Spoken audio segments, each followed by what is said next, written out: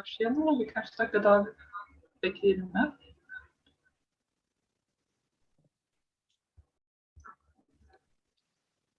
Probably wait for a few more minutes. We have 21 people, so let's wait for 2 or 3 minutes more. We have 100 people registered. So.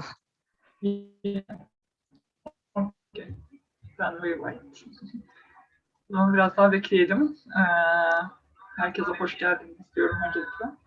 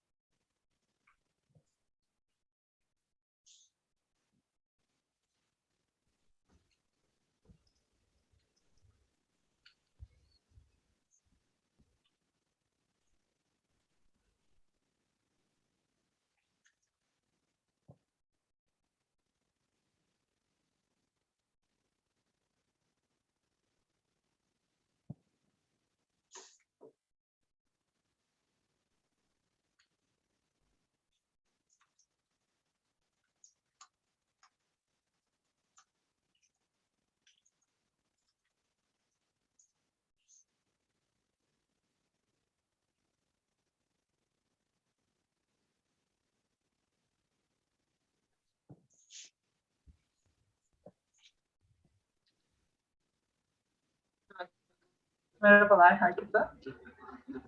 Bugün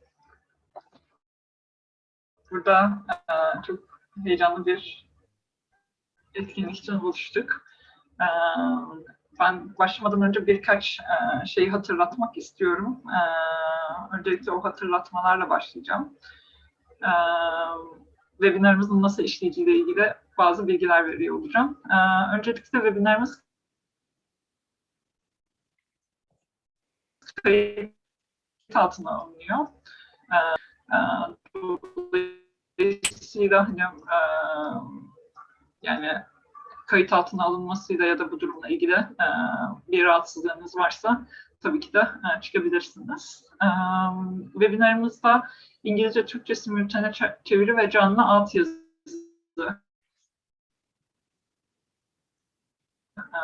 olacak. Yuvarlak butondan Türkçe kanalını seçebiliyorsunuz.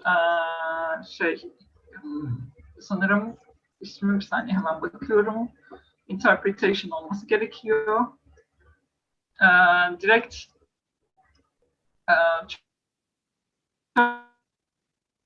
Turkish, İngiliz kanalları var. Turkish seçerse Türkçeyi rahatlıkla duyabilirsiniz, dinleyebilirsiniz. Canlı altyazı seçeneğini seçmek için de closed caption yazan CC şeklindeki butondan altyazıları göster seçeneğini, show subtitles seçeneğine işaretlemeniz gerekiyor. Webinarda yani sorularınızı ve katkılarınızı her konuğumuzun konuşmasının sonunda alacağız. Ve bunu da yapabilmek için Zoom'un el kaldırma özelliğini kullanabilirsiniz. Orada Raise Hand diye bir buton oluyor. Daha önce kullandıysanız biliyorsunuzdur. Raise Hand'den elinizi kaldırabilirsiniz ya da mesaj kutusuna yazarak bize iletebilirsiniz. Konuşmadığınız zamanlar dışında da mikrofonunuzu kapalı tutmanızı rica ediyoruz. Zaten girdiğinizde otomatik olarak kapalı olarak girmiş oluyorsunuz. Şimdi herkes hazırsa başlayacağız. Yani ben çok heyecanlıyım bugün burada olduğumuz için. Avrupa Bağımsız Yaşam Ağı'yla yürüttüğümüz engellilerin bağımsız yaşamı ve toplumsal katılımı için kilit bir araç olarak kişisel asistanlık projemizin kapsamında gerçekleştireceğimiz webinar serimizin ilk için bugün toplandık ve çok değerli iki konuğumuz var. Adolf Ratzka ve Milan Sverepa. Öncelikle kendilerine hoş geldiniz diyerek başlamak istiyorum. Engellilik alanında düşünen ve bir şeyler üreten sizlere de öncelikle bizi bugün burada yalnız bırakmadığınız için teşekkür ediyorum ve umuyorum ki hepimiz için çok keyifli bir etkinlik olacak bugünkü etkinliğimiz. Biraz etkinliğimizi düzenleyenler olarak European Network on Independent Living, yani Avrupa Bağımsız Yaşam Ağı ve Engelli Kadın Derneği hakkında kısa bir bilgilendirmeyle ve biraz da projemiz hakkında kısa bir bilgilendirmeyle başlıyor olacağız. Dolayısıyla bunun için sözü öncelikle projemizin de yürütücüsü olan Veli Angelova'ya bırakmak istiyorum. Kendisi proje partnerimiz Avrupa Bağımsız Yaşam Ağı hakkında kısa bir bilgilendirme yapıyor olacak. Evet, Veli. Sözü sana bırakıyoruz. Thank you, Beysa. I'm glad that so far everything is working smoothly. Let's hope it will stay like that. Hello, everyone. My name is Lili Angelova from the European Network on Independent Living. I'm very happy that we're having this webinar now in partnership with NCAT, and very excited to see there's such a huge interest from people in Turkey. We had more than 100 people registered. And I'd like to say also thank you to the Ado Fratka and Milan Serpa who will join us today, who agreed to join us today and talk to you about independent living, personal assistance, and legal capacity. I will say a few words to introduce INO. INO, or the European Network on Independent Living, was founded in 1989 by leading the disability activists from 14 different European countries. Actually, Ado Fratka was one of them. So you have the privilege to listen today to a presentation by one of the founders of the European Independent Living movement. INO is what distinguishes INO from other organizations, network at European level, is that we are a network of grassroots organizations of disabled people, and we currently have members in 47 countries, mostly in Europe. And another characteristic of INO is that we are part of disabled people's movement for independent living. And our key values are independent living, human rights, self-determination, and inclusion and participation. And the priorities, the current priorities in our work are De-Institutionalization, which means that we work to close all kinds of institutions for disabled people, large or small, regardless of their size, and to replace them with alternative support in the community, but support that allows disabled people to choose and control, to have choice and control their support. We also promote personal assistance, which is a key tool for achieving independent living. Peer support is another important area in our work. And overall, we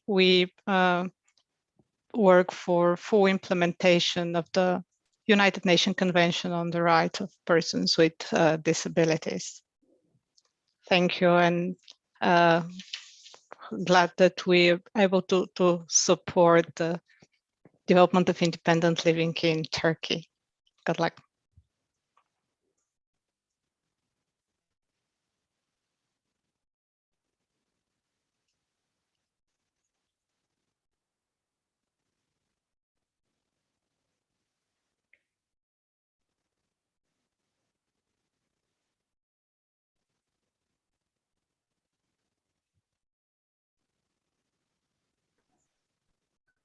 Çok üzgünüm.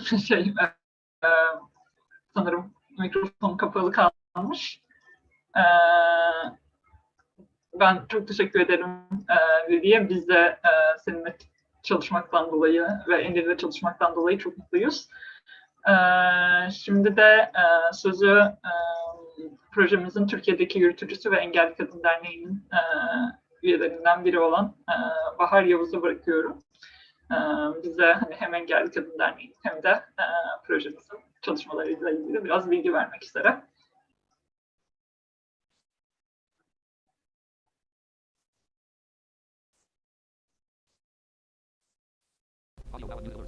Merhabalar, sesim iyi geliyor mu? Evet, gayet iyi geliyor. Süper. Şu an Türkçe-İngilizce tercümeye ulaşamayan, çünkü mesajlar geliyor. Kişiler için interpretation seçeneğinden Türkçe kanalına geçmeniz gerekiyor sevgili katılımcılar. Ben Engelli Kadın Derneği'nden Bahar. Biraz Engelli Kadın Derneği'nden, biraz da projemizden bahsetmek istiyorum. Birkaç dakika uzatmadan sevgili konuklarım geçten evvel. Bugün bizlerle beraber bu heyecanlı webinarı paylaşan Adolfo Milan'a katkıları için teşekkür ediyorum şimdiden ve sevgili partner kuruluşumuz Avrupa Bağımsız Yaşam Ağı'na ve çalışma arkadaşım Lili'ye ve Beyza'ya.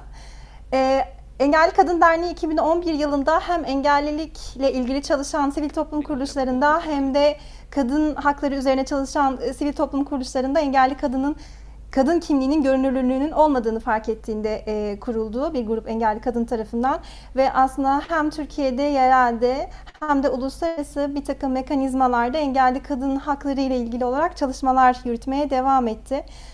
Bu çalışmaları gerçekleştirirken bağımsız yaşam hakkıyla, daha doğrusu Birleşmiş Milletler Engelli Hakları Sözleşmesi'nin 6. maddesi doğrudan engelli kadınla ilgili biliyorsunuz. Ve aynı zamanda da 19. madde bağımsız yaşam hakkı ile ilgili. Bu kesişimsellikte birçok aktivite yürütmeye bağımsız yaşam ile ilgili ve Avrupa Bağımsız Yaşam ile beraber başladı. Ve bunun en güzel meyvelerinden bir tanesi de projemiz. Projemizde engelli bireylerin bağımsız yaşam hakkının temini için en önemli araçlardan biri olan kişisel asistanlık sisteminin Türkiye'de tanıtımı ve yaygınlaştırılması ile ilgili çalışıyoruz. Geçtiğimiz Nisan ayı itibariyle. Ve bu proje kapsamında engelli bireylerin bağımsız yaşam hakkı ve bunun kilit bir aracı olarak kişisel asistanlıkla ilgili tartışıp bilgi edinebileceği bir forum alanımız ve tartışmalar yürütebileceğimiz webinarlarımız, bununla ilgili yani bağımsız yaşam hakkının ve kişisel asistanlığın Türkiye'de nasıl uygulanabileceği, nasıl bir savunuculuğunun yapılabileceği ve ne gibi belki mevzuat değişikliklerine ihtiyaç olduğuna dair bir politika belgesi oluşturmayı planlıyoruz. Bunun en önemli adımlarından biri olarak da yakın zamanda hazırladığımız Türkiye'de bağımsız yaşam hakkının durumunu değerlendireceğimiz bir raporluk çalışmamız olacak. Bununla ilgili de takipte kalmanızı öneririz ve rica ederiz. Ben kısa tutayım, bu şekilde bırakayım ve konuşmacılarımıza geçeyim. Çünkü ben de aşırı derecede heyecanlıyım. Çünkü bu yapıyor olduğumuz webinar serisinin ilk adımı. Diğer webinarlarda da sizi görmeyi çok isteriz demek istiyorum konuklarımıza. Teşekkürler. Çok teşekkürler Bahar bu güzel özet için. Şimdi gerçekten de webinarımızın en heyecanlı bölümlerine geliyoruz. Yavaş yavaş. Şimdi şeyi söyleyebilirim. Yani konuşmalardan sonrasında da soru cevap için ve katkılarınız için vaktimiz olacak. Ama hani yine de sorularınızı mesaj kutusundan yazmaya devam edebilirsiniz. Biz onları takip ediyor olacağız. İstediğiniz gibi ister Türkçe ister İngilizce yazıp sorabilirsiniz. Zaten çeviri hizmetimiz devam ediyor olduğu için. Belki de soru cevap kısımlarını question and answer, Q ve A kısmı var. Onu kullanmayı tercih edebilirsiniz. Daha değerli toplu olabilir. Chat kısmında paylaşımları alıyor olurken kaçırırsak diye söylemek istedim. Bahar. Evet, şimdi ben öncelikle sözü Adolf Ratzke'ye vereceğim. Ama başlamadan önce biraz kendisini tanıtmak istiyorum hepimiz için. Kısaca. Adolf Ratzke 77 yaşında Almanya'da büyümüş. 1961 yılında geçirdiği çocuk felci nedeniyle şu anda ventilatör yani solunum cihazı ve akülü sandalye kullanıyor. Ve bir kişisel asistanı var kendisinin. Akademik eğitimini 1966-1973 yılları arasında Los Angeles'ta Kaliforniya Üniversitesi'nde tamamladıktan sonra İsveç'e taşınıyor. 1983 ve 94 yılları arasında da Stockholm'da araştırma ekonomisti olarak çalışıyor ve aynı zamanda dünya çapında erişilebilir çevre ile ilgili seminerler düzenliyor. 1994-1998 yılları arasında İsveç Engellilik Ombudsmanlığı Konsey üyesi olarak çalışıyor. Kendisi Stockholm Bağımsız Yaşam Kooperatifi, STIR'in kurucusu ve başkanı. Aynı zamanda 1989-1992 yılları arasında da biraz önce Lili'nin de söylediği gibi Avrupa Bağımsız Yaşam Ağı'nın da kurucusu oluyor ve başkanlığını yapıyor. Bağımsız Yaşam Enstitüsü'nün de kurucu başkanı ve yöneticisi şu an kendisi. Birleşmiş Milletler Engelli Hakları Komitesi'nin engellilik ve bağımsız yaşam ile ilgili çalışmalarına destek oluyor ve şu anda da bağımsız yaşam ve kişisel asistanlık alanında yazılar yazıyor ve dersler veriyor. Kendisi evli ve bir kızı var. Bugün bizimle de bağımsız yaşam ile ilgili deneyimlerini ve görüşlerini paylaşıyor olacak. Öncelikle davetimizi kabul ettiğiniz için çok teşekkür ederiz Adolf.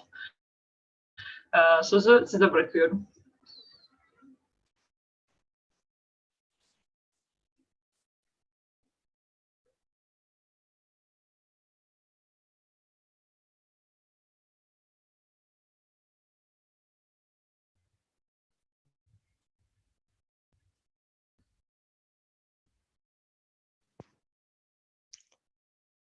Adolf, can you hear us? Okay, you can start your presentation. You just need to unmute yourself.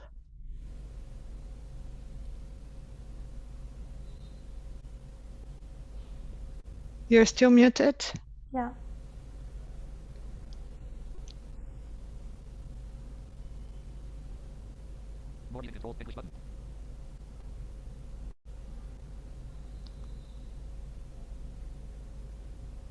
Yeah. All right. Yep. Yeah, it's all right now. Yeah, thank you. You have the word. I have to close the. Yeah. I have to get the picture off.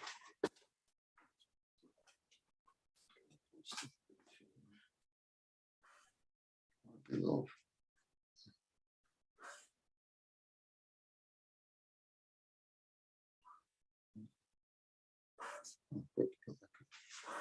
Yeah, sorry about this technical hitch here. I'm delighted to be with you, although I feel a little bit awkward here because I understand that you are an organization of Turkish women. And also I suspect that most of you are so young that by age you could be my grandchildren. So we'll make the best out of the situation. And yeah, I'm pleased to be able to tell you a little bit about independent living and personal assistance. And the way I thought I'd start out is by introducing the movement itself, independent living movement, and then go into its ideology. And then at the very end, talk about personal assistance and some practical arrangements, how personal assistance can be delivered as a service. So if that's all right with you, I start out. The independent living movement's origin can be traced back to California, to the late 1960s, early 1970s. Students with extensive disabilities were admitted to the University of California at Berkeley, where they first lived in a special wing of the university hospital. There they received assistance in the activities of daily living from the hospital staff. But soon they want to get out of the hospital. They wanted to move into regular student housing on campus or in surrounding Berkeley. And they managed to get funding for hiring fellow students to work for them as assistants. They managed to get funding to adapt housing and make it wheelchair accessible. In order to get that far, the students with disabilities had to learn how to get organized, stick together, become political, handle the media, and above all, they had to formulate their message, their ideology in the fight for self-determination and equal opportunities. The movement started at universities in the US, but spread out in the surrounding cities as students with disabilities graduated, wanted to get jobs, and have regular lives in the community. From California, Massachusetts, and Texas, the movement spread across the United States, entered Canada, and after that, entered the United Kingdom. Berkeley, in California, was up to the 1990s the mecca of the movement. Many disabled people from Europe and Asia, particularly Japan, traveled to Berkeley as often as they could, tried to stay there as long as they could, did internships there to learn as much as they could. I was one of them. Most of us returned to our home countries and started up similar initiatives with the Center for Independent Living in Berkeley as the role model. There's a rich body of literature and research about the effects of independent living approach on disabled people's lives, on their health, their education, their relationships. After half a century, the term independent living today is widely used in policy documents and government programs the world over. One of our biggest achievements is the United Nations Convention on the Right of Persons with Disabilities, a document that is permeated by the spirit and language of independent living. But for me, independent living is foremost a civil rights movement, a movement of people whose lives have been limited by thoughtlessness, ignorance, prejudice, and outright oppression. A movement of people who have been robbed of opportunities to develop and benefit from their innate potential. A movement of people who in self-help groups have become aware of the prejudices and oppressions many of ourselves have internalized and turned against ourselves. Some of us have become their worst enemies. We all need help to become our best friends, and together in the independent living movement, we can help each other to get that far. And now, if I may, I continue with the principles of our ideology.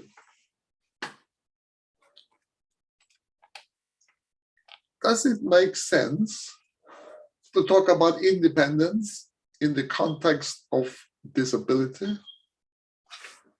Is not disability, in most people's mind, synonymous with dependence?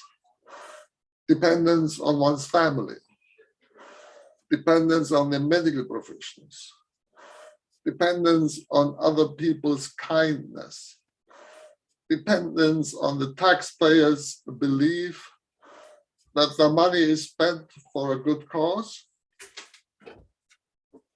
Aren't most people convinced that person's disabilities, on account of that disability, will always depend on other people, need to be protected, need to be taken care of, since we apparently cannot take care of ourselves? But if a disability in itself makes us helpless and dependent, how do you explain the following facts? In 1961, when I contracted polio and became disabled in Germany, there were no personal assistant services. There were no wheelchair accessible apartments. Therefore, I had to spend 5 years in a hospital. Today, with the same impairment, I have paid personal assistants who help me with my daily needs and who accompany me on my travels. I live in Stockholm in a barrier-free house with my wife. Our daughter, age 27, has moved out several years ago.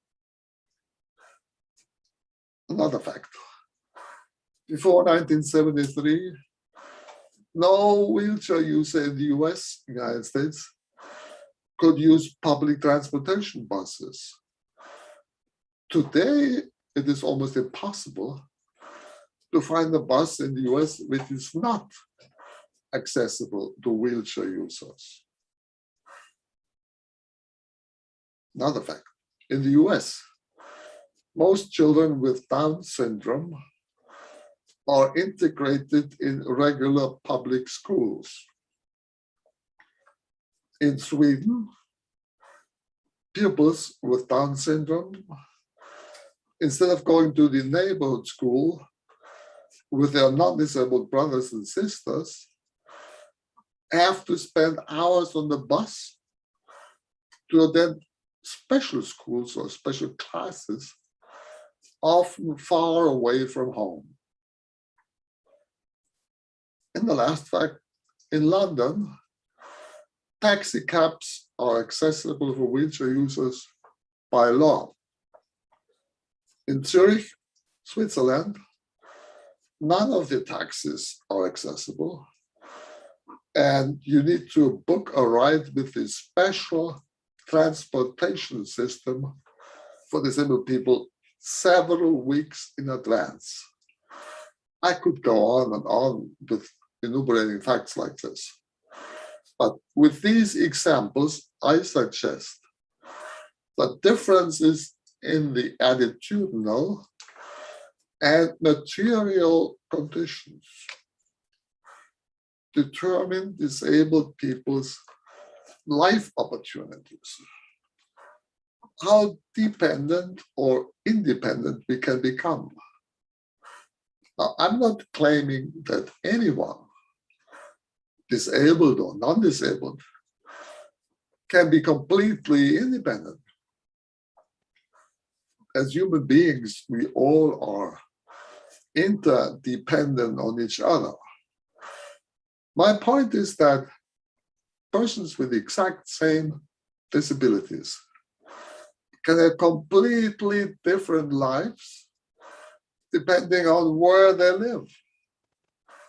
In some countries, there are policies and attitudes that allow us to develop and follow our interests,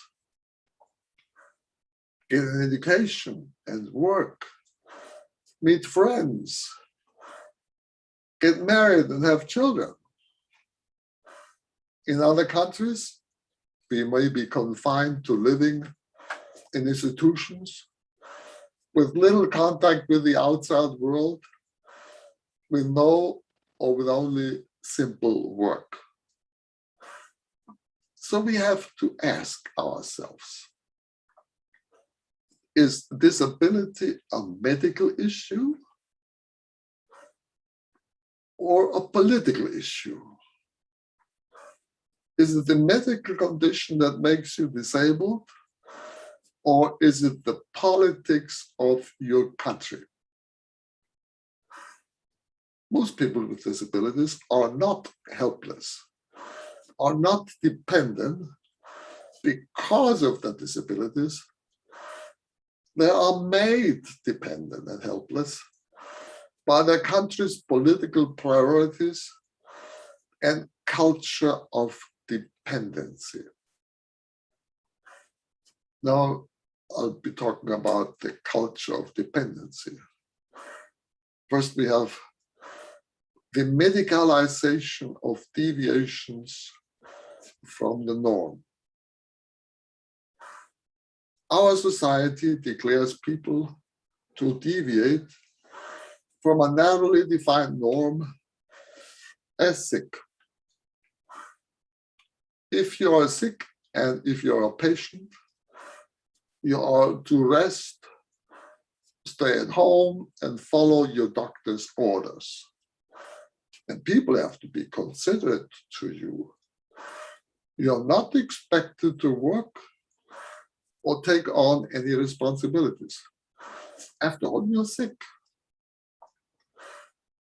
In the medical model of disability, as we call that way of thinking, the problem and its solutions lie within the individual, not with society. And the traditional disability movement in most countries is divided into diagnostic groups.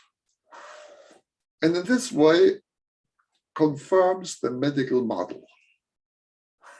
For this reason, many traditional disability organizations are often competing with each other for resources for cures and treatment of their disabilities, have been ineffective in working for social change. Another feature of this culture of dependency is professionalization. Since we disabled people are seen as sick, we are assumed to need to be taken care of by doctors, by nurses, physiotherapists, by occupational therapists, psychologists, rehabilitation counselors, social workers, etc., whose job is to treat and train, protect and guide us through life. Due to their formal training, they often believe they know our needs better than we do.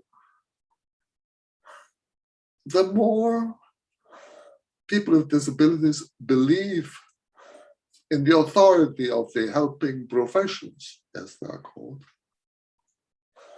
the less they will do for themselves. Another feature of this culture of dependency is lack of self-representation.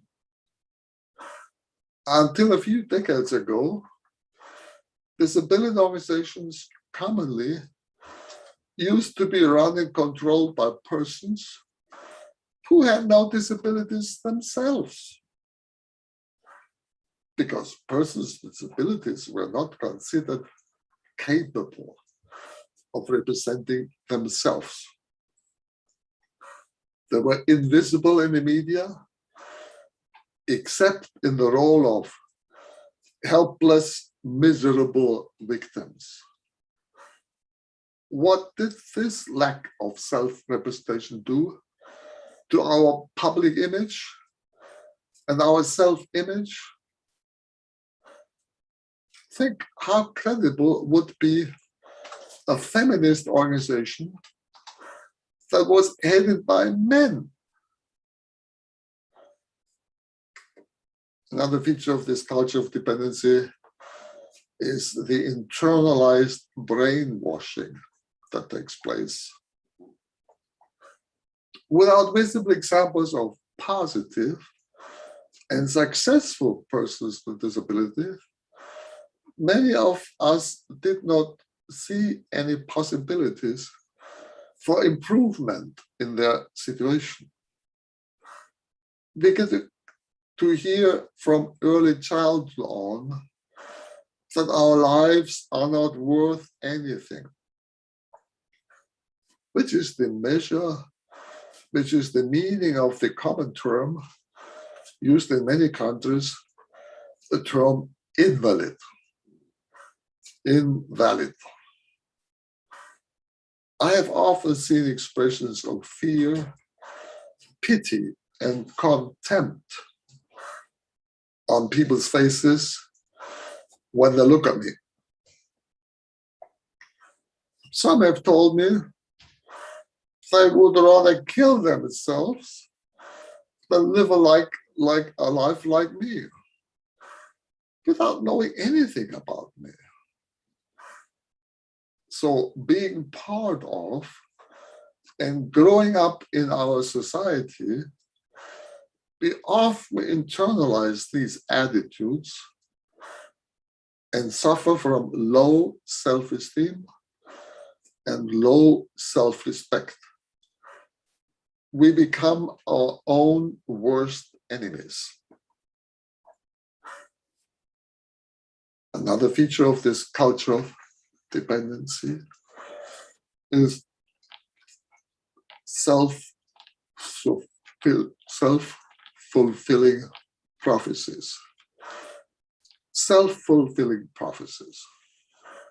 When people around us expect very little of us, it is difficult to acquire and maintain a healthy self-confidence.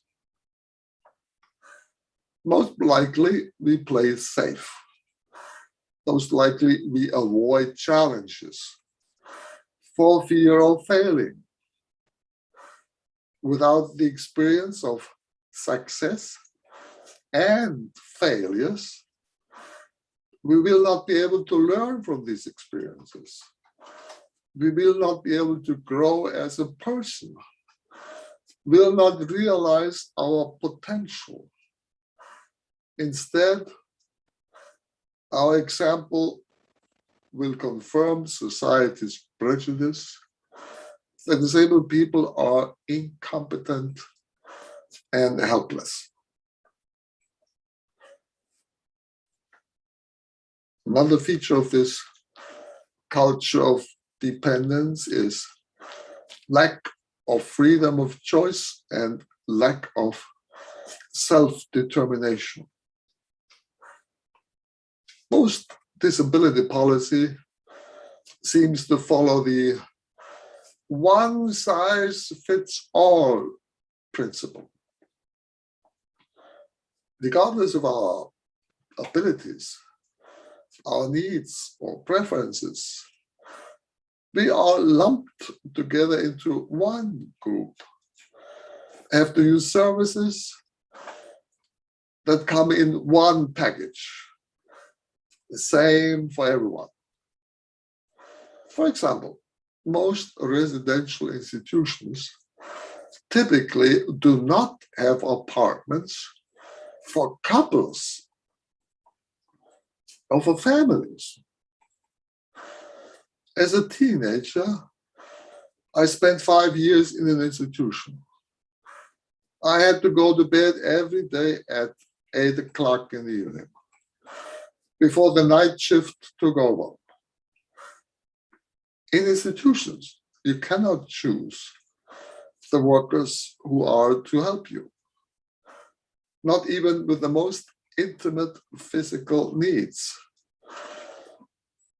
People who need practical assistance have to accept help from female and male workers,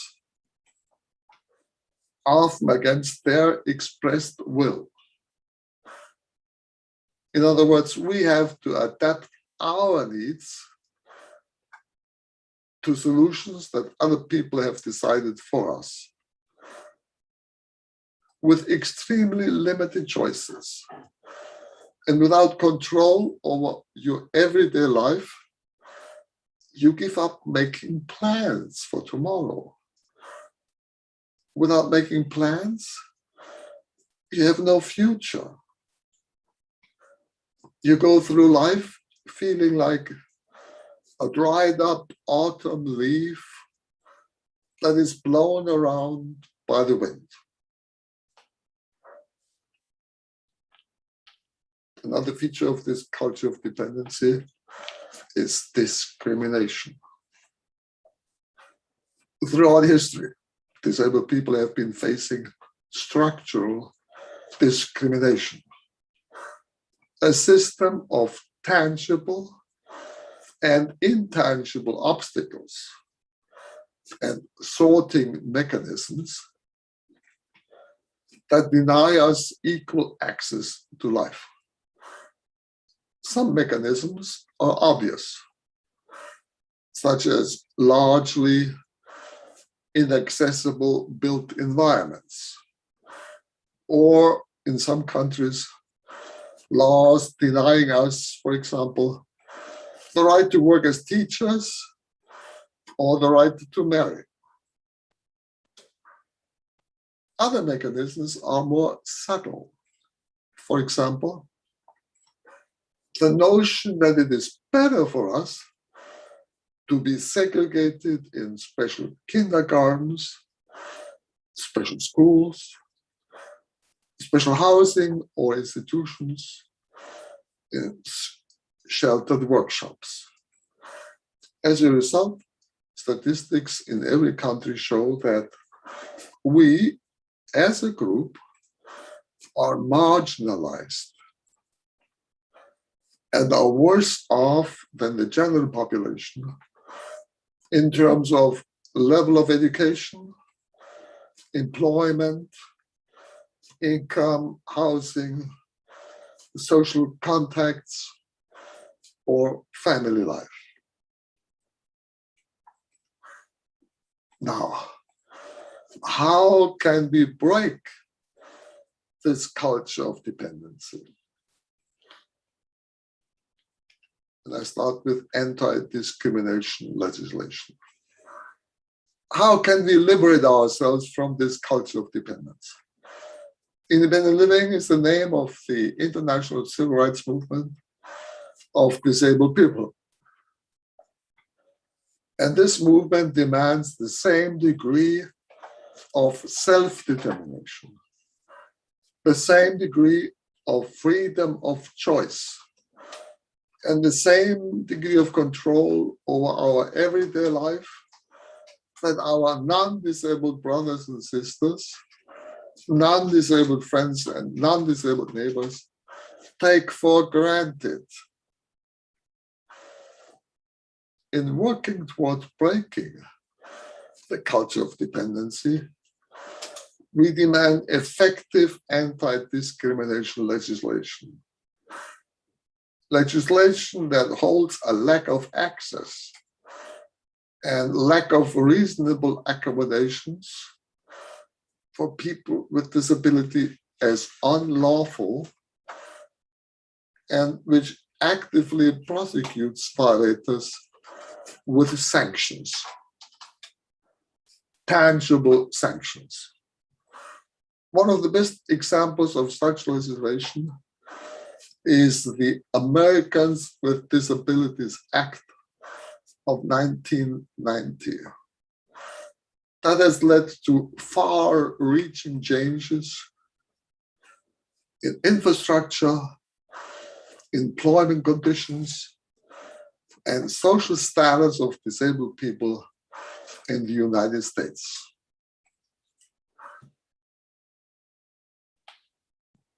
Breaking the culture of dependency, also through control over our own organizations, through self-representation. In our independent living movement, organizations are run and controlled by people with disabilities. We make sure that our demands and the solutions we propose are presented by people with disabilities who know what they're talking about from first-hand experience. In this way, we demonstrate to the public, to politicians, and to other disabled people that people with disabilities know their own best interests and are the prime motor in the work for change. Another tool for breaking the culture of dependency is peer support. Our foremost pedagogical tool is peer support sessions where we share among ourselves information, successes, and failures, insights into the mechanisms of prejudice, oppression, and self-oppression. Through peer support, we train ourselves in taking on more responsibilities for our lives. Another instrument for breaking the culture of dependency is De-Medicalization and De-Professionalization. Our movement, our independent living movement, is not divided by medical diagnoses. Despite our different impairments, we are united by our common experience of discrimination as disabled people. We are united by our analysis of the causes leading to our second-class citizenship. And we are united by our approach to bringing about social change. Rather than focusing on the medical aspects of a disability, we concentrate on our empowerment as citizens. Since we consider ourselves to be the best experts on our needs, we see it as our responsibility to develop, to test, and to promote solutions to our needs. In this, we need allies, members of other disenfranchised minorities. We need politicians and professionals who share our analysis and commitment.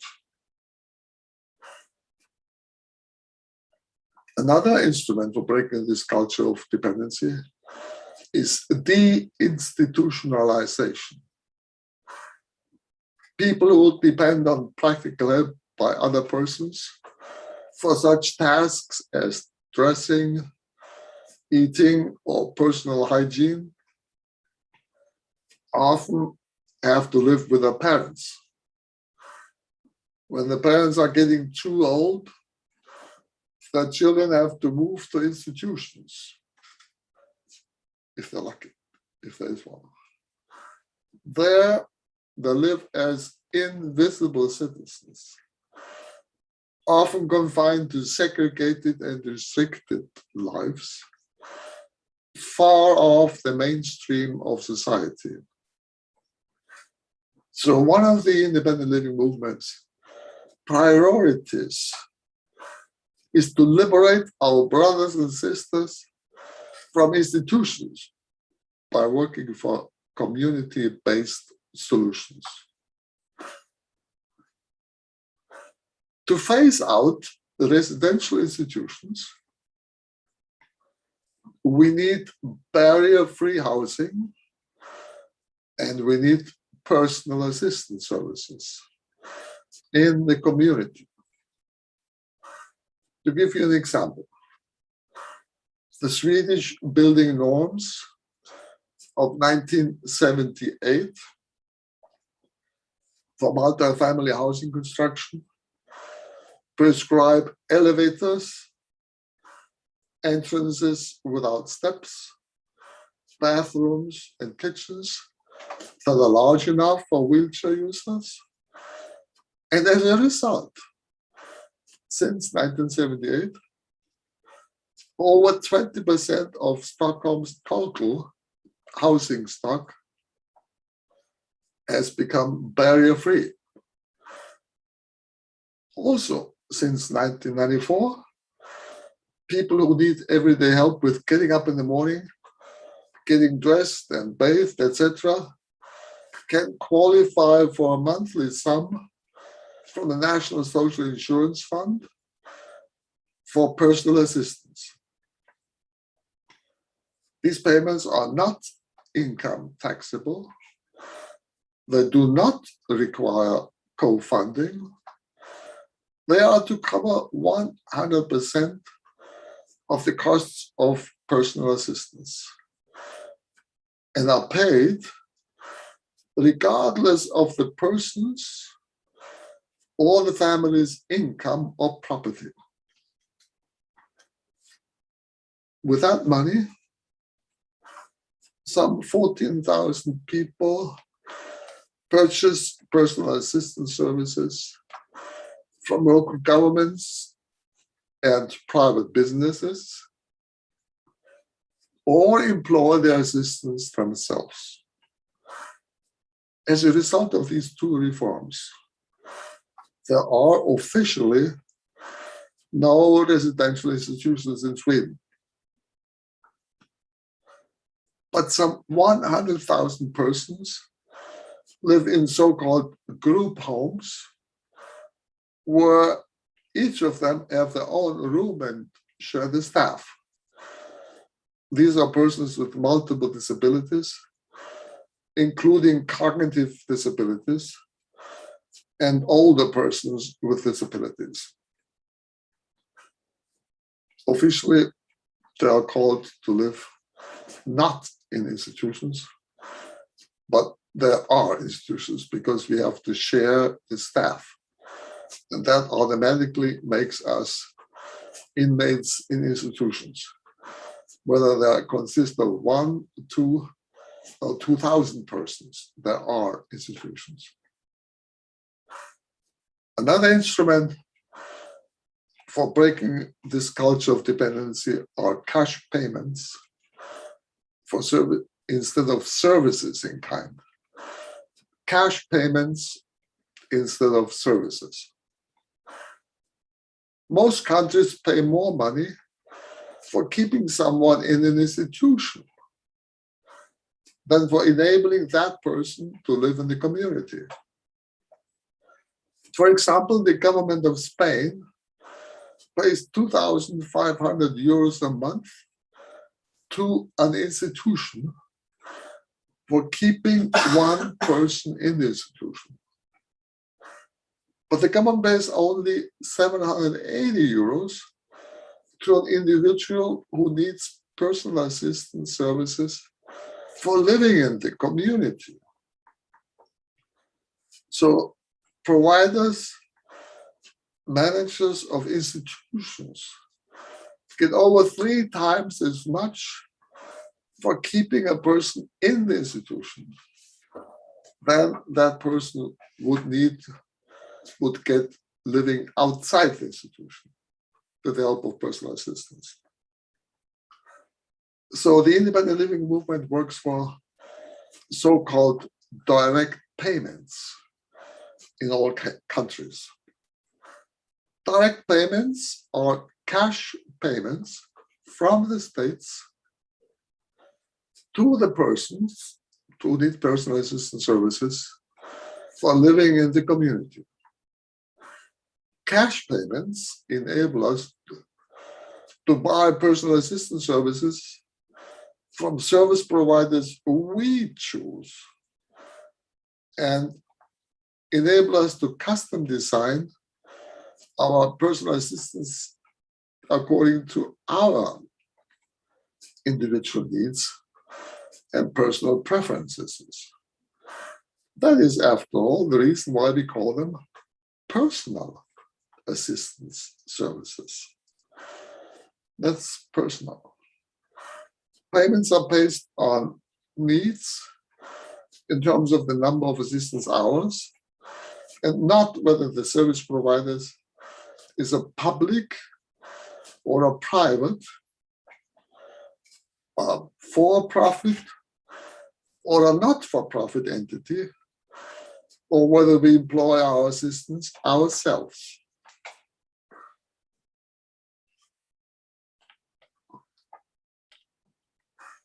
In Sweden, we've had such a system of direct payments from the National Insurance Fund since 1994. With these payments, today about 14,000 assistance users can afford to buy personal assistance services from local governments and from almost 1,000 private companies. In the country with a population of some 10 million inhabitants, there are altogether 70,000 personal assistants. Personal assistance has become a real market in Sweden, a market that is driven by the demand from assistance users, a market where providers compete with each other for customers on the basis of service quality. Has become a market where we, the assistance users, have the freedom of choice.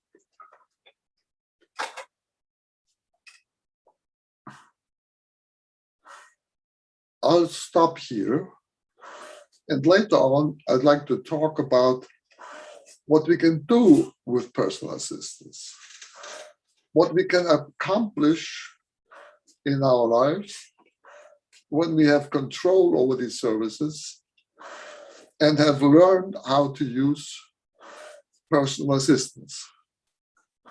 So I'll get back to you later. Çok teşekkür ederiz Adolf bu güzel sunum için. Gerçekten de hem Bağımsız Yaşam Hareketi'nin tarihi hem de Bağımsız Yaşam'ın içerdiği elementler hakkında çok güzel bilgiler paylaştın bizimle. Şimdi biz soru ve cevapla devam etmek istiyorum. Ve sonrasında Milan'a sözü veriyor olacağız. Şeyin sonunda Milan'ın anlatacaklarının ve onunla yapacağımız soru cevabın sonunda da senin kişisel asistanlıkla ilgili deneyimlerini dinlemeyi çok isteriz. Çok seviniriz gerçekten de. Bunun yani bu tarz bir planla belki 15 dakika kadar sunumumuz belki uzamak durumunda kalabilir. Onu da şimdiden bilgisini vermiş olayım. Ben sorulara geçiyorum. Öncelikle soru cevap kısmında bir sorumuz var. Onu okuyayım ben. In the perspective of self-determination, what is your reflection on conservatorships? I want to say that I lost my uncle because of conservatorship abuse. I am disabled too, therefore independent living. Disability rights work. Thank you for your work, Mr. Ratska, says Medike. Yani bu kişilerin kendi hakkını tayin edebilmesiyle alakalı bir soru ve Adolf Ratska'nın Türkçesini unuttum, conservatorships'ın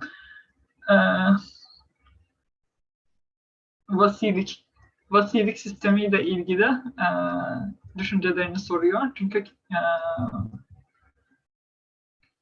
kendi amcasını ya da dayısını böyle bir sistem nedeniyle kaybettiğinden bahsediyor Melike. Evet.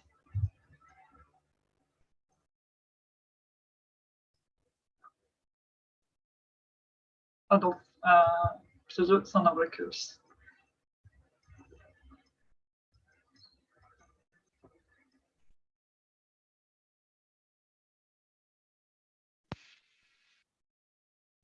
Adolf, do you hear the English translation? You're muted. Yeah, you're muted at the moment. Can you unmute yourself?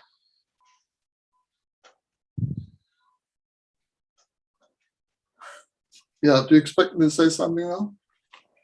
Yeah, if there was a question, did you hear the question for you? Oh, I didn't get the question. No. Okay, so it's probably you don't hear the interpretation. Well, I hear a lot of Turkish. Yeah, so probably you need to click on the translation.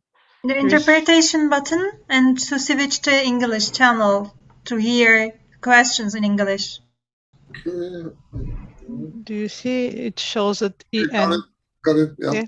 Okay, so now you will hear the translation. I will just read the question again. So there is a question in the Q&A, which is, in the perspective of self-determination, what is your reflection on conservatorship? I want to say that I lost my uncle because of conservatorship abuse. I'm disabled too. Therefore, independent living and self-determination have a special place in my disability work. Thank you for your work, Mr. Ratska. What do you put in the term self-conservatorial? It is guardianship, actually. Guardianship. Okay. Yeah. It's guardianship. That's a difficult question. In the movement, we have worked and are promoting what we call supported decision-making as a response and hopefully a legal alternative to guardianship. Supported decision-making means that in case, for example, if I should get demand, that I can choose a person that I trust, either a relative, a dear friend, or somebody who's worked for me before, and we know each other very well, that I can choose such a person or persons, more, several, that they help me make important decisions and complement my ability to make these decisions. That's the response I can give you.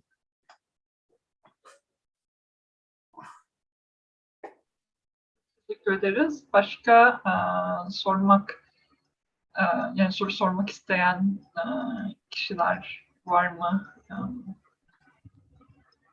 El kaldırabilirsiniz ya da question and answer'dan devam edebilirsiniz.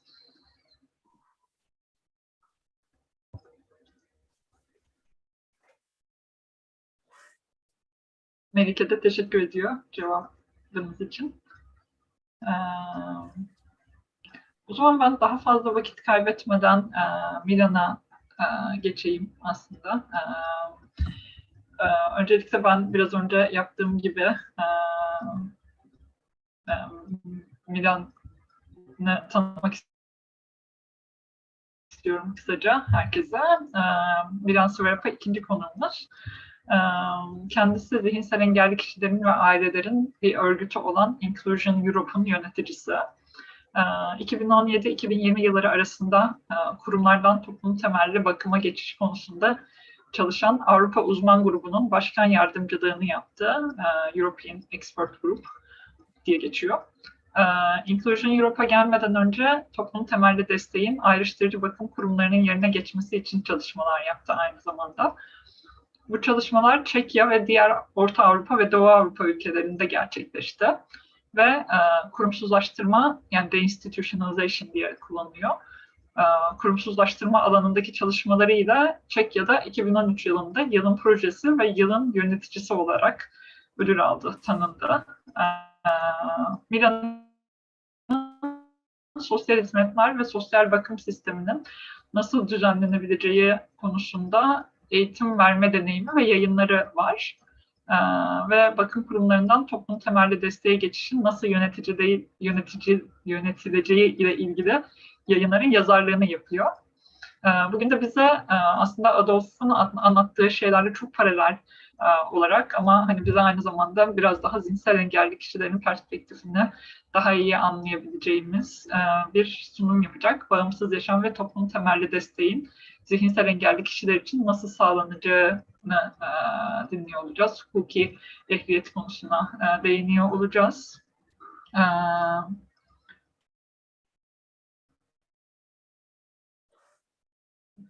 Evet, çok teşekkür ediyoruz Milan, davetimizi kabul ettiğin için. Çok heyecanla bekliyoruz. Evet, duyabiliyoruz. Okay. Well, thank you for the invitation.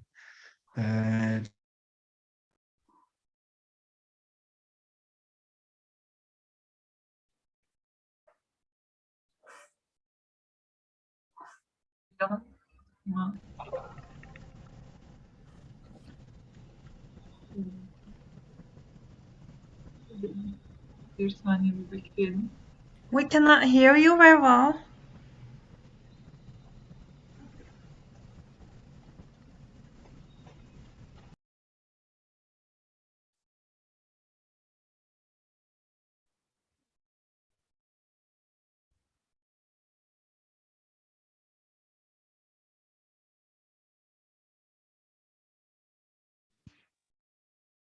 I think there might be a problem with the internet connection. He will try to go out and restart. Yeah. Hopefully it will work. We can wait a couple of seconds.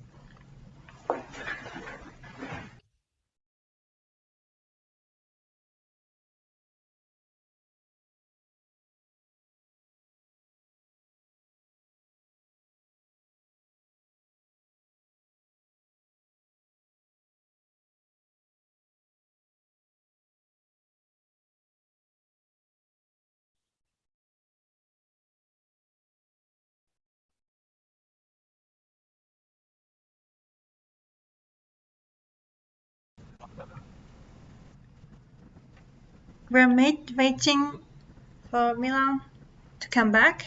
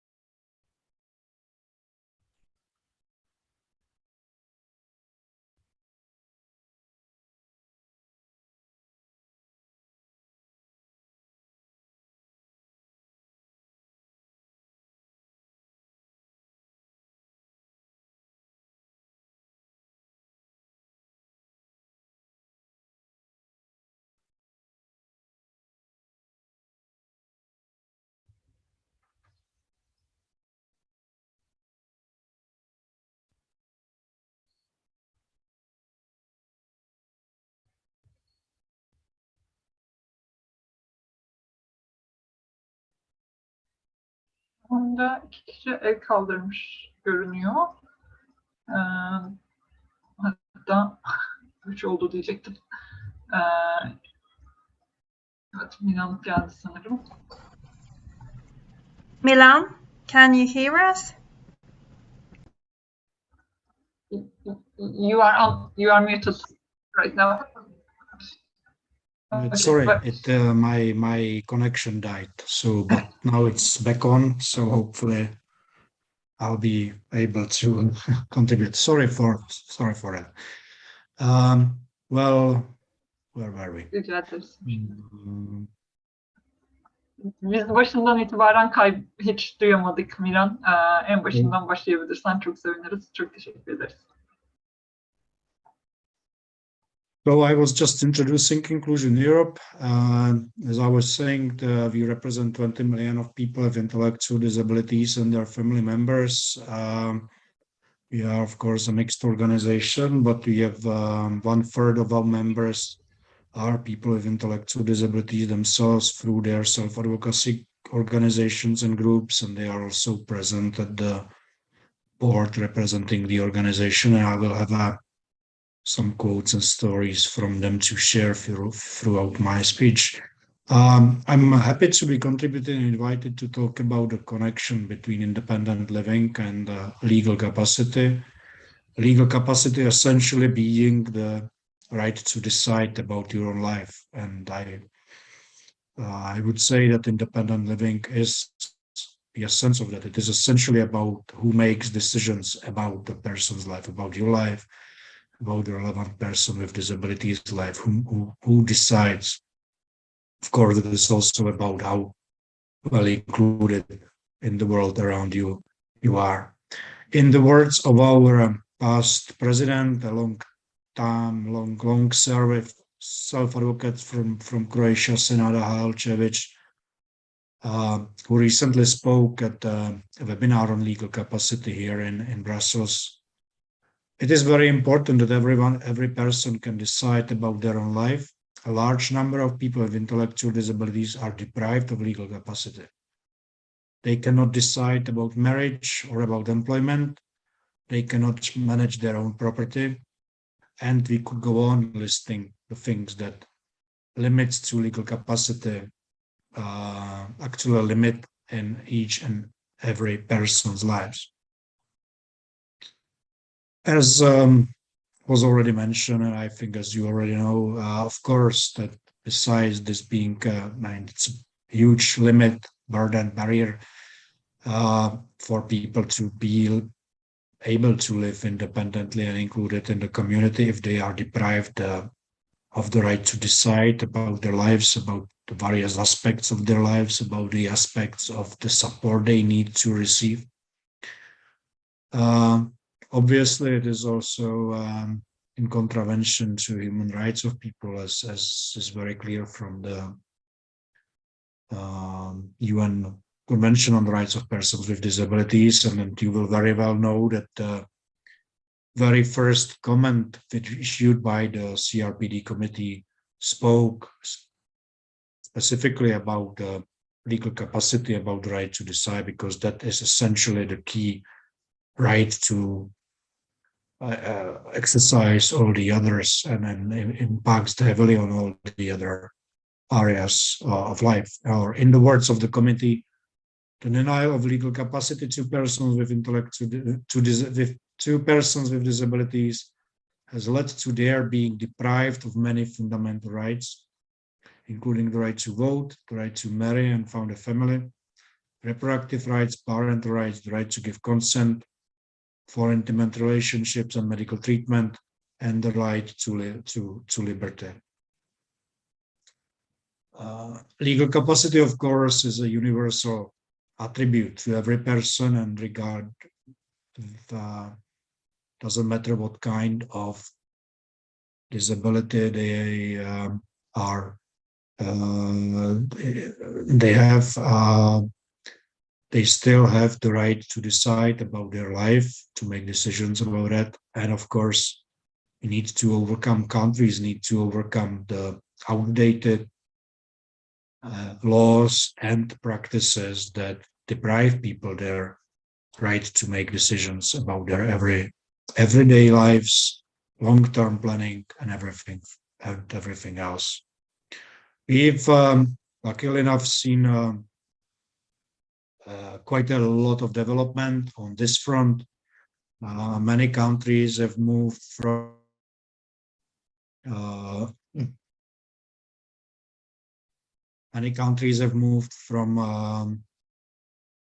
depriving people of their legal capacity arbitrarily to more supported decision-making based models, to less prescriptive models. So there's of course the scale of how this is being done across Europe.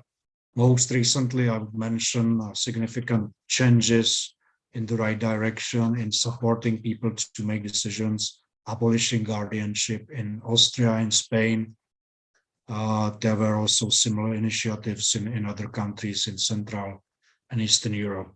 So that, of course, means that there's some progress going into that direction, but changing the laws itself is not sufficient.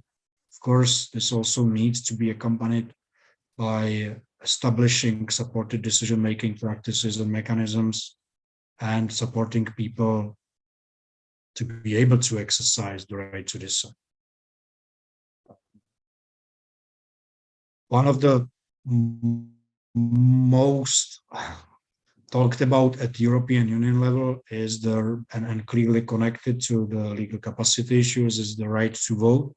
In the European Union itself, more than half of the member states deny people their right to vote or to stand for office based on legal capacity issues. So that's, of course, something that needs to be dealt with quite swiftly and change that. There were improvements before the last European Parliament elections in Germany, France, Spain, and some other countries.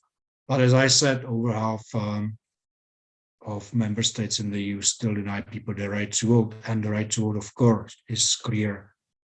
A key right to be able to influence politics, to be active in life as in society, to influence the decisions, laws, practices that are being used, implemented in every country. So that is a very crucial one. Similarly to the issue of legal capacity itself, it's of course never just about the law, it's always about the practices as well. So supported decision-making among the different types and tools and styles of doing supported decision-making, some of them have already been mentioned.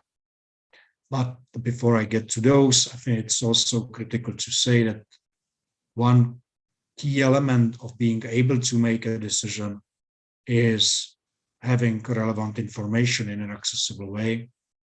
That for people with intellectual disabilities can have many ways and formats, from relevant support and explanations to, of course, easy to read text and easy to read information that people can use and be informed about the situations and the decisions and have all the relevant information.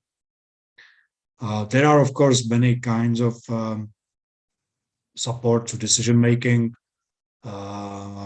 Some of them, like supporting decision-making agreements, basically an institution that does not require a judge to choose someone to help you make the decisions. There's also another institute called decision-making, when you choose someone who will make decisions with you, or peer support, as was already mentioned in the previous speech. When people provide experience, emotional and practical help to one another based on their experience in relevant areas. Independent advocates, support persons, independent advocates who support a person to make decisions and to talk to other people involved, or advance directives, which are essentially a written expression of your will, what should happen in any future scenarios. For example, I mentioned recent changes in Austria as an example, which I think was especially interesting, not what the result was, because that of course it went in the right direction towards more supported decision-making and less guardianship. It didn't get rid of the guardianship altogether. It was very interesting in the way how the reform was actually done. There were wide-ranging consultations with all people involved, including people with intellectual disabilities, in drafting the law, which I think is very, very relevant and not done often enough. And of course, also needs to be applied to all people with disabilities, including people with complex support needs, where, for example, interpretative support can be applied when, in the words of Michael Beck from our interview, if support person understand things that matter to those they support, they can interpret their needs, and plan support is a plan support that is person-centered. So just to highlight it, of course, the right to take decisions, make decisions about what applies to also people with complex support needs. And to mention one recent piece of work that we did as Inclusion Europe, we've developed a paper on safeguards in measures relating to the exercise of legal capacity that is based on one of the provisions of CRP and a committee, and basically interprets what we perceive as safeguards, ensuring that the support that is being provided to people in decision-making is not abused in any way. Such support should be appropriate and effective to prevent abuse. It should be respectful of the rights of the person, free of conflict of interest and undue influence, proportional and tailored to the person's circumstances. It should be in place for the shortest time possible.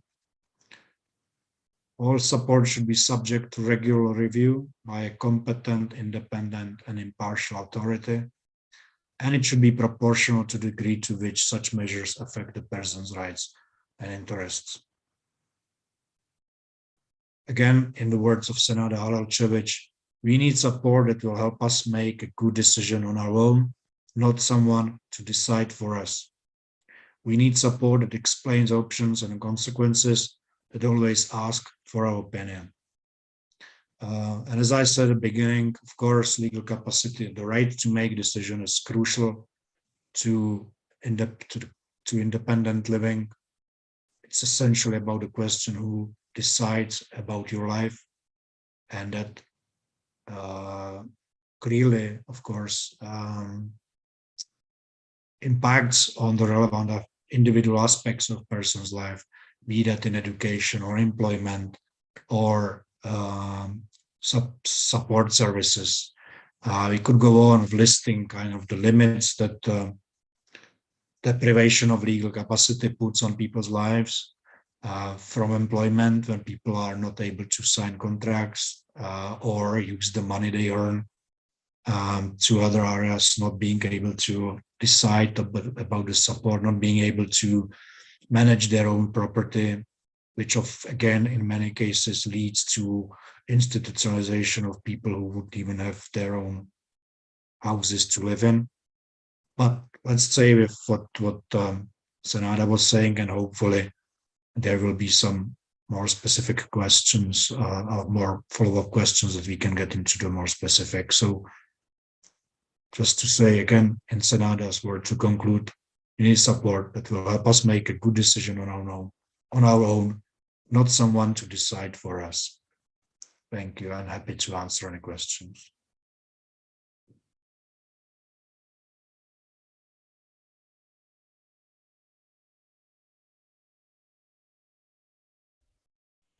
Teşekkür ederim Milan.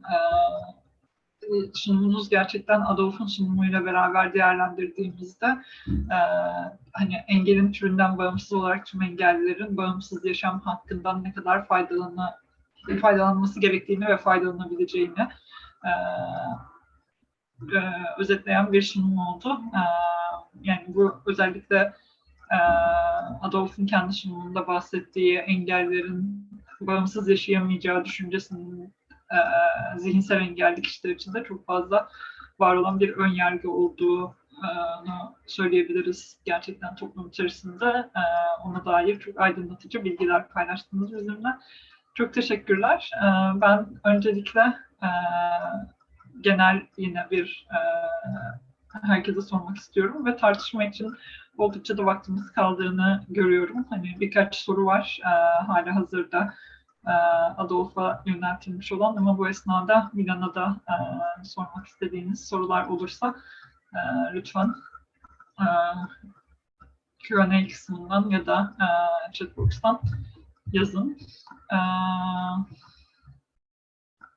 Öncelikle Ebru'nun Milan'a olan sorusuyla ben devam etmek istiyorum.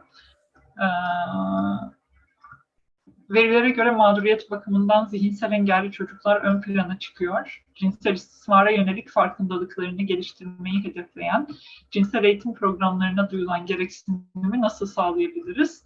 Bağımsız yaşam bu konuda nasıl bir etki yaratabilir? Yani bence çok önemli bir soru cinsel istismarla ilgili. Ve bunu nasıl çözeceğimizle ilgili bir sorunu. Evet. Acaba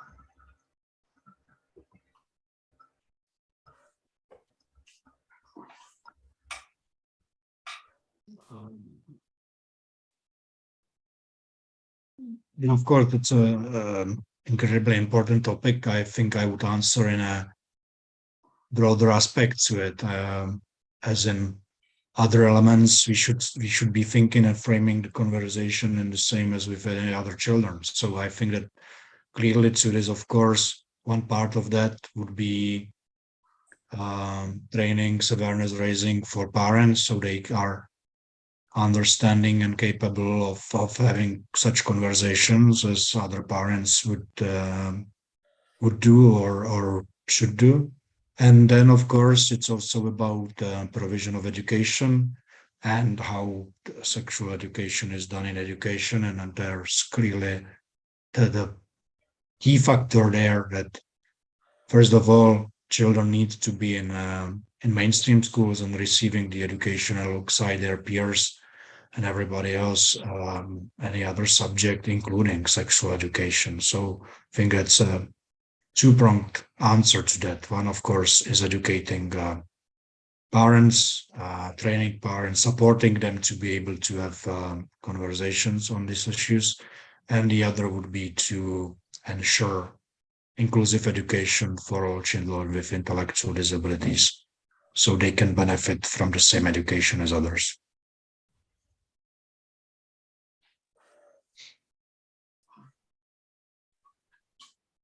Evet, çok teşekkür ederiz yanıt içinde, kapsamlı yanıt içinde.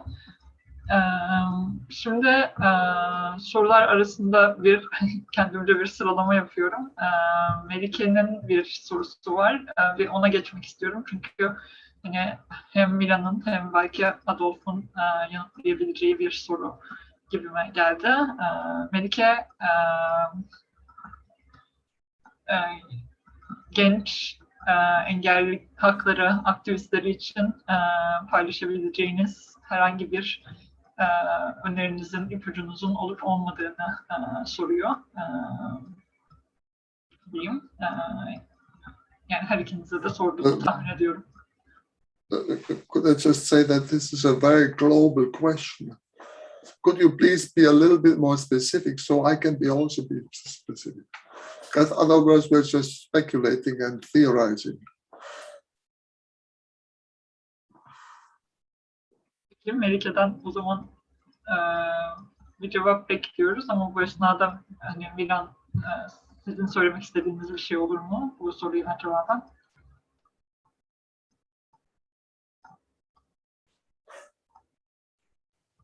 Well, I would say the same thing. The question is very broad, but maybe to cover some of the time, first general recommendation for us, of course, is I think it's very important that people with intellectual disabilities take part in self-advocacy activities, find local groups, but of course that includes that they need support for that in all kinds of forms, organizational, financial, and so. But as a recommendation, let's say maybe before we get more specific aspect on that. So one general one, taking part in self-advocacy activities would be very important.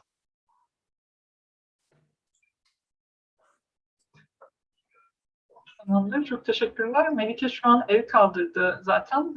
Şu an mikrofonu açabilmesi için kendisine yer veriyorum. Dolayısıyla sesinizi açıp konuşabilirsiniz.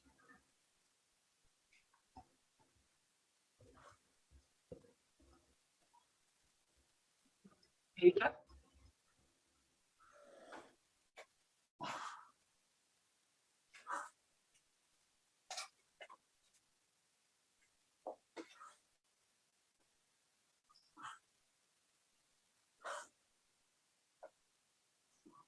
bizi duyabiliyor musunuz?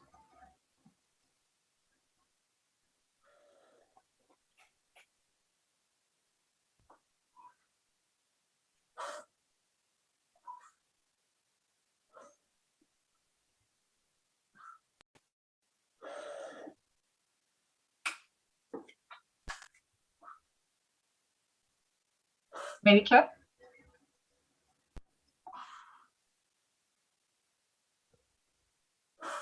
Peki, eğer yani sorunuzu biraz daha spesifikleştirmek isterseniz yine chat kutucuğundan yazabilirsiniz.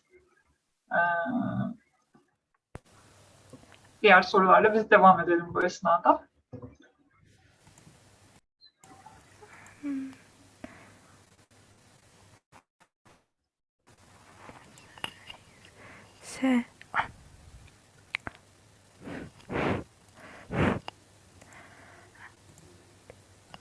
Melike, bizi duyabiliyor musunuz? Yes, I can hear you, and I hope now you can hear me. I guess I fixed the problem with microphone. Evet, duyabiliyoruz. Evet, sorunuzu netleştirebilmek için sizi bekliyoruz o zaman. Thank you for your patience and your understanding in this manner. Actually, in specific, my question is, as a young activist, I often feel that I fail to deliver my message on disability rights to larger groups, to government organizations, and even for specific in Turkey, even sometimes disability organizations, which unfortunately mainly run by non-disabled people in Turkey. How can I expand and empower, make my message stronger to general public?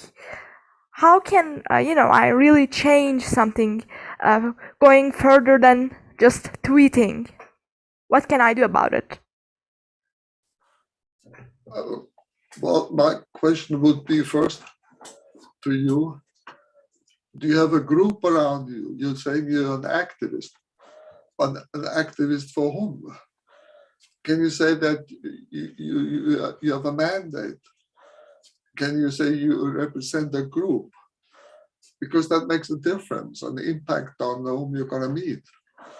If you can say that we are a group of 50, 100 other people in that particular situation, and our conclusion when we look at our situation is that, and these are shortcomings that society has allowed to happen. Do you think that's just? In this case, you have a completely different impact on both journalists and also politicians and the public in general. The media, at least in the Western countries here, are usually quite interested in listening to shortcomings of the government, the city government. So that gives you some interesting thing. On the other hand, I myself, maybe that's just a personal attitude, I don't want to see myself as a victim only. Look here, that's a miserable situation. I'm a miserable guy. No, this doesn't, is not my appeal, because as soon as you put yourself in the role of the victim and your group in the role of victims, then people might lose interest soon, or they may just have pity for you, and they may come to the conclusion that you need help, but somebody else has to decide what you need. It's much better to say that here's the situation, and here are our concrete suggestions. And we've checked them with people who know more, we've checked these potential solutions that we found or suggest with civil servants and with researchers. And we know from the experience of other countries that these solutions that we propose are viable elsewhere. That could make an impact. They are viable elsewhere. And why is Turkey behind other countries? Which appeals to nationalism. It's not a good thing, but some people, that's the only appeal they accept. These are my limited responses. I would need a lot more specifics to come in with something more useful.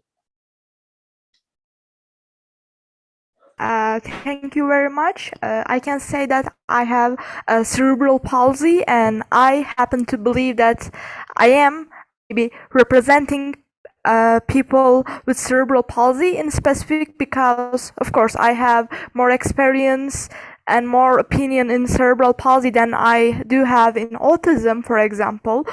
And honestly, for me, it's very hard to find a local disability rights organization that don't see disabled people as problematic. In my city, we have one disability rights organization, and it's has been seeing disabled people as handicapped and broken, and they are not run by disabled people, they are not inclusive. And for, nationally, from a Turkish perspective, I'm trying to connect with Turkish and also international disability rights activists around the world. And Turkey, I have managed to connect a few people through Twitter. I don't know, maybe I've succeeded to create maybe a little network for myself within disability rights work, but I don't know how can I go further. One more comment, if I may add. Usually, we are not by ourselves. We are not alone with our situation. Regardless of the type of impairment. So I wouldn't just address people with cerebral palsy because there might be connections, there might be overlaps with the situation of people with other impairments. The independent living movement is cross-disability. That means we don't ask, why do you use a wheelchair? Why you have difficulties in speaking or whatever? No, we assume that we may look different, we may behave differently, walk differently, move differently, etc. But what we do have in common is our experience of discrimination. That joins us together. That unites us. And in that way, you get a lot more, a larger impact because a lot more people can stand behind you. And you can build alliances with other groups that way. That might help. Yes, that was really, really helpful. And I appreciate this opportunity to get some answers, hear from you live, and I thank Beyza and the others for making this webinar real. Çok teşekkür ederiz. Keyifli bir tartışma oldu. Ben sorularla devam etmek istiyorum çünkü gerçekten yani bu kadar alanında uzman kişileri bulunca arkadaşlarım çok heyecanla sorular yazıyorlar. Şimdi şöyle bir soruyla devam edeceğim yine Q&A'den yazılmış olan. Bağımsız yaşam ideolojisini topluma nasıl entegre edebiliriz? Engelli bireyler bunu nasıl isteyebilir? Kültürel anlamda bu zor bir durum. Bize ipuçları verebilir misiniz? Aslında biraz belki konuştuk ama söyleyeceklerinizin üzerine ekleyebileceğiniz şeyler var mı diye sormak istiyorum öncelikle. Bunu da sormuş olalım. Yeah, I know too little about the Turkish culture, Turkish society. I suspect, given my prejudices concerning Southern Europe, or Central Europe, that the family plays an important role, that people, especially people with disabilities, are protected, possibly overprotected by the families. So rather than asking the question, how can we make an impact on society, I'd say that if you change the view, your own view of yourself, if you stop seeing yourself as a person unable to do this and that, if you try to learn to take on more responsibilities, with time, people around you, your family, will notice the change. The neighbors will notice a change. And you'll become proud of yourself and speak with more confidence. And so will be your friends. They will notice the difference. And within a group, a self-help group, a small initiative, if you help each other through peer support to learn how to take on more responsibilities in family and in society, you'll make an impact on other people by first changing yourself. How can we demand that other people change their view on us unless we ourselves change the view on ourselves? We have to start with ourselves first. Teşekkürler Adolf bu cevap için. Milan'a bakıyorum, sormak istediği herhangi bir şey var mı diye bu konuda. Tamamdır, çok teşekkürler. O zaman Ebru zaten hani benzer bir şekilde hani ailenin ne kadar kutsal görülebildiğini kültürel olarak da yazmıştı. Sanırım oradaki sorusuna da cevap olmuştur. Çünkü kendisinin test konusu olduğu için bu cevapların kendisi için çok değerli olduğunu söylemişti. Şimdi İdil'in sorularına da geçmek istiyorum. İdil'in iki sorusu var. İkisini birbiriyle bağlantılı gördüğüm için İzni'yi de beraber soracağım aslında. Kurumsuzlaşma kapsamında Türkiye'de umut evleri kuruldu. Bu evlerde birkaç engelli kişi bir personel desteğiyle evlerde yaşamaya teşvik ediliyor. Bu evleri Aile Bakanlığı kuruyor. Ancak evde yaşayan kişilerin hemen hemen hepsi vesayet altında oluyor. Ve vasilerinden izin almadan sinemaya bile gitmeleri mümkün olamıyor. Bu tip modeller insan hayatını nasıl daha kolaylaştırıcı bir hale gelebilir ve bağımsız yaşamı burada yaşayan kişiler için nasıl mümkün kılabiliriz diye soruyor İdil gibi. Bir de yani bence çok yine vesayet sistemiyle alakalı olduğu için o kısımdan da bahsetmek istiyorum. Türkiye'de vesayet sisteminde destekli karar alma mekanizması yerine karar alma mekanizması, substituted decision making işletiliyor. Engelli hakları aktivistleri olarak bu süreci tüm boyutlarıyla tartışmak istediğimizde hukukçular bu tartışmaların önünü ne yazık ki sıklıkla kesiyor. Vesayet sistemi çok hukuki de bir süreç olduğu için hukukçular olmadan bu süreci tartışmak kolay olmuyor. Ayrıca anlamlı da olmuyor. Acaba İsveç örneğinde bu tip sorunlarla karşılaşıldı mı ve bu süreç nasıl aşıldı?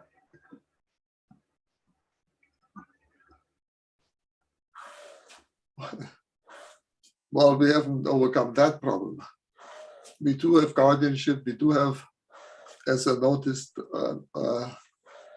people living in so-called group homes, which is probably the same as your places. I'd say that independent living in an institution is and remains an impossibility. Look at general comment number 5 of the CRPD committee on Article 19, where institutions are defined and where it's more elaborated, more than in Article 19 text itself, how institutions should be phased out with the help of, among other things, personal assistance services. I mean, it's possible to have personal assistance without legal capacity through supported decision making in the way that I described earlier, that you have people you can trust who help you, who complement you in your decision making. And in that situation, given these support mechanisms in place, you could imagine that these people who now live in an institution, a small one or whatever, could move out and start practicing independent living with the help of personal assistance. But of course, this is science fiction for most of us in most countries, I admit, and we would have to start slowly and stepwise. And that's a tough job, but for that we would have to know more. And frankly, personally, I don't have much experience in the area of people with cognitive disabilities and helping them get out of institution. I spent myself 5 years in my youth in an institution and managed to get out, but that was a completely different story.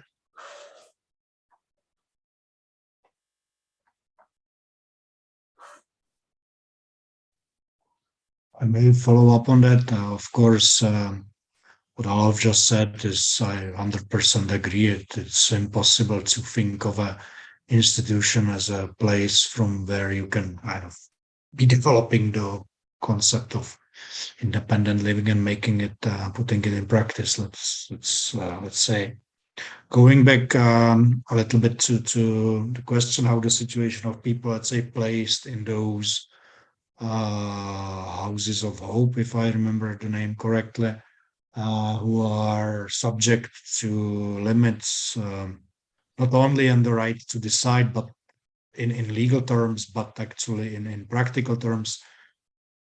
Well, of course, there can be, as always, arrangements made and improvements made.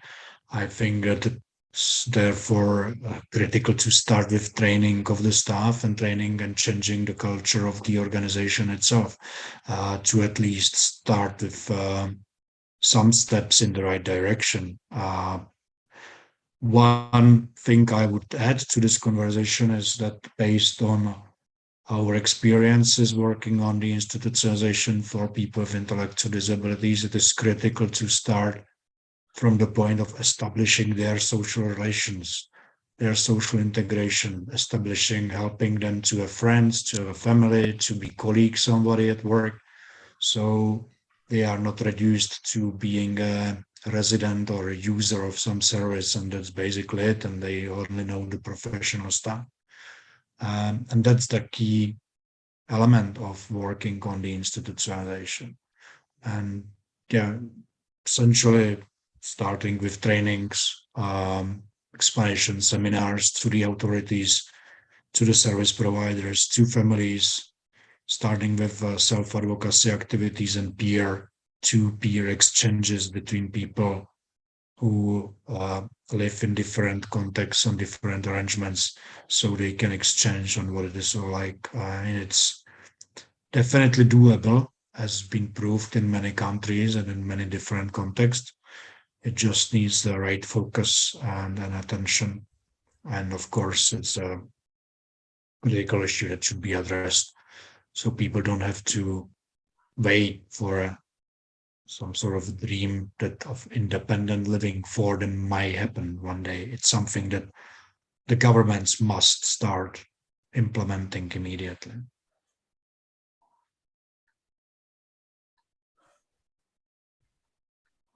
Teşekkürler bu kapsamlı cevaplar ve sorular içinde.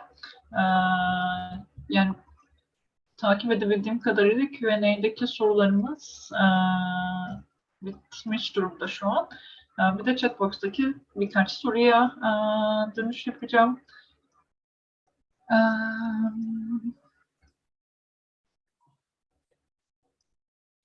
Şimdi Sabit Kılıç'ın bir sorusu var. Yine hukuki ehliyet kavramıyla alakalı. Hukuki ehliyet kavramı kıta Avrupası hukuku ve Anglo-Sakson hukuk sistemlerinde farklı görünümlere sahip. İki sistemde de geçilmiş örnek destek mekanizması sistemleri var mı? 2008 yılında İsviçre'nin vesayet yerine kabul ettiği sistemde de kapsamlı kayyımlık müessesesinin düzenlenmesine ihtiyaç duyuldu. Kapsamlı kayyımlık gibi mekanizmaların varlığını sürdürmesini nasıl değerlendiriyorsunuz? Bu mekanizmanın olmadığı bir model önerisi mevcut mu? Diye tekrar hukuki ehliyete değinen bir sorumuz var.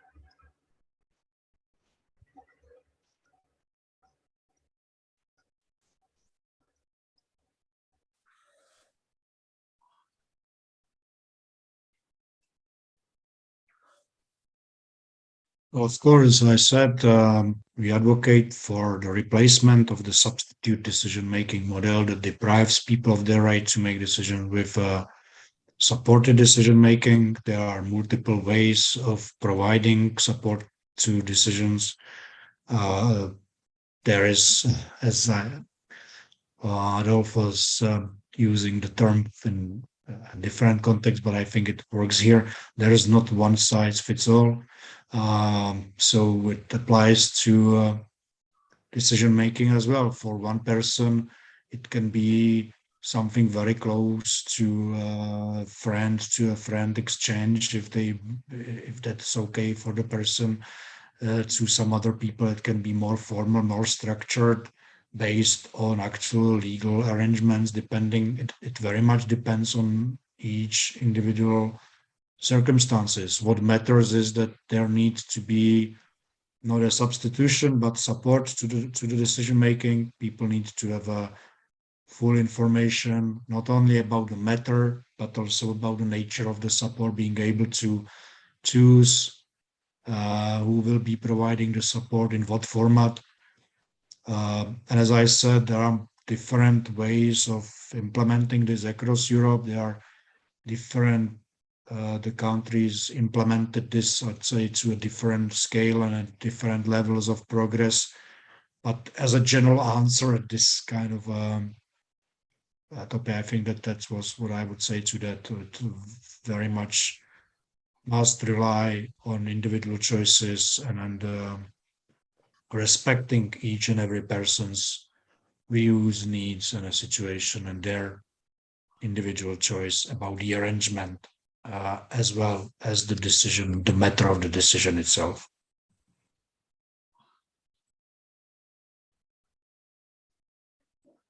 Teşekkürler Milan. Yani biraz sona yaklaşıyoruz. Son katkımızı almak istiyorum. Biraz önce zaten chatbox'tan kendisi soru sormuştu. Şimdi de elini kaldırıyor. Zehra'ya söz vereceğim. Evet, Zehra, sorunuzu sorabilirsiniz. Mikrofonunuz açık gibi görünüyor. Söylemek istediğiniz herhangi bir şey varsa sizi dinliyoruz.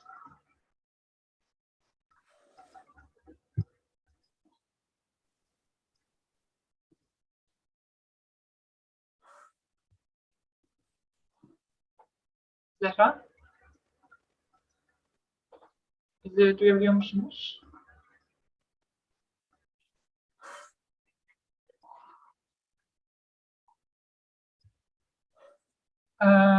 Zehra'nın chatten yazdığı bir soru vardı. Belki ben onu okuyabilirim. Bu esnada kendisi de eğer bizi duyarsa sonrasında tekrar şey yapabilir, dahil olabilir. Şöyle bir soru. Bağımsız yaşam ve kişisel asistanlık hizmeti alan biri olarak yaşadığınız sorunlar var mıdır gibi bir soru aslında. Belki yani Adolf zaten bundan bahsedebileceğini biraz söylemişti ama yani belki çok kısaca Adolf bahsedip sonrasında kişisel asistanlık konusunda tekrar daha detaylı ve ayrıntılı bir webinarımız daha olacak. Aslında bunun hani insanların deneyimlerini daha iyi anlamaya. Çünkü bu webinarımızın amacı biraz daha hem bağımsız yaşam kavramı ve hareketine giriş hem de biraz daha genel anlamda var olan uygulamaları anlamak üzerineydi ki bu anlamda çok fazla şey öğrendiğimizi düşünüyorum sizlerin sunumu sayesinde. Belki kısaca söyleyebileceğiniz şeyler varsa onları alıp sizi bir sonraki kişisel asistanlıkla ilgili konuşacağımız sunumda tekrar daha detaylı olarak dinlemek üzere davet edebiliriz ve sunumumuzun ikinci kısmını, sonraya bıraktığımız kısmını belki o zaman dinleyebiliriz eğer uygunsa diyeyim. Herkesin de vaktini almadan bu şekilde toparlayabiliriz belki. Are you saying that I should present my second part that I prepared now or next webinar? Önümüzdeki webinarda olursa ve gelirseniz, vaktiniz olursa gerçekten çok seviniriz. Ve belki daha detaylı da dinleme fırsatımız olur. Şimdi çok kısa da tutmayalım ama Zehra'nın da böyle bir sorusu vardı. Onu böyle... I can give you a teaser now for the presentation the next. Olur, çok seviniriz. Because Tamam. I've contracted polio and became disabled at the age of 17, and that was in 1961. If you fast in calculating, you find out that I'm precisely 78 years old, and of which 61 years I've lived as a person with a disability. As I said before, the first 5 years after contracting polio, I spent in the hospital in an institution. There was the worst period in my life, of course. And since then, I'm a burned child. I just don't see anything positive in institutions for anybody. And I've worked all my life since then, actually, through the independent living movement to keep people out of institutions. All my life is based on personal assistance. I managed to leave the hospital, the institution, through a scholarship which I got to attend university in Los Angeles. And the way I could do this was that the scholarship contained money, a budget for hiring fellow students to help me with the activities of daily living throughout the day. And in that way, I've lived ever since. With personal assistance, I managed to do academic work, got my degrees. I moved from Los Angeles to Stockholm to do my field work for my dissertation. Was expected to stay here 1 year only, but I'm still here. I did finish my dissertation, but came back to Stockholm because I like it here. And I managed to get personal assistance here. My grant that helped me to do research here contained money for personal assistance. All my activities, my work in the independent living movement, I could do in terms of travel, in terms of practical work, in terms of working on shorter or longer missions abroad. I could do because of I had insufficient personal assistance. The decision to marry, we also, my wife and I, made because we knew I had personal assistance, and she would not end up as my unpaid a lifelong nurse, as we have seen in many other relationships. The decision of a child was equally based on personal assistance. As I said, my whole life is based on personal assistance. And I'll be very happy to talk about this more in detail, especially more about the Swedish system that allows me to still have a very rich, exciting, and hopefully productive life. Next time we meet. Tamamdır. Çok teşekkür ediyoruz. Çok heyecan verici bir teaser oldu. Biz de kişisel asistanlığın Türkiye'de yaygınlaşabilmesi ve tanınabilmesi için yürütüyoruz bu projeyi. Umuyoruz ki sizlerin de katkılarıyla bu böyle çok daha fazla kişiye ulaşacak diye umut ediyoruz. Evet, şimdi yavaş yavaş sonlandıralım. Çok teşekkür ederiz katkılarınız için. Yani ben çok keyif aldığım bir webinar oldu. Sizlerle tanışmak çok güzel. Ve yani umarız ki bundan sonrasında da yine bağlantıda olmaya devam ederiz sizlerle de. Sizin söylemek istediğiniz, eklemek istediğiniz herhangi bir şey var mı sonlandırmadan? I'm very happy to have been part of this, and in particular happy to have met Milan this way, even if it's only virtually.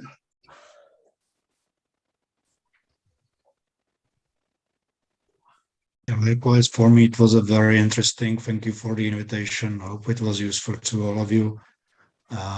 Very fascinating conversation and contributions. So thank you, and good luck with all the others. I think I'm sure they will be very good and help develop independent living in Turkey. And good luck with that. Thank you.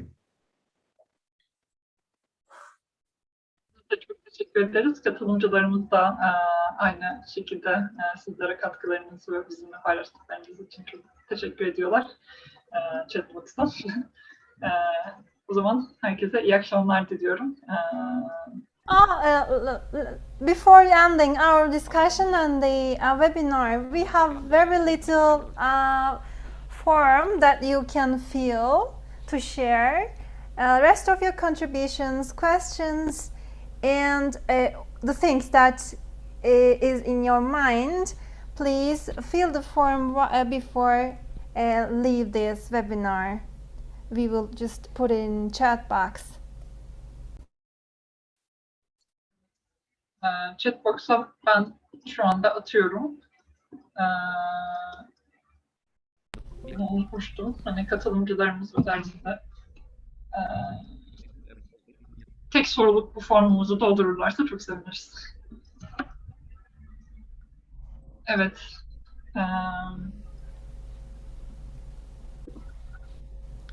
Thank you all of your contributions for our dear guests and participants, because we have very special guests this evening and very good discussion. Thank you for all.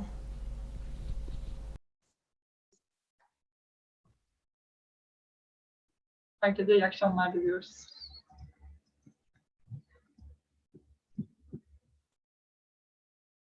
Ben kapatıyorum chatbox'u ve webinar'ı. Yani umuyorum ki herkes linke ulaşmıştır. Hoşça kalın. Tekrar görüşmek üzere. Sevgiler.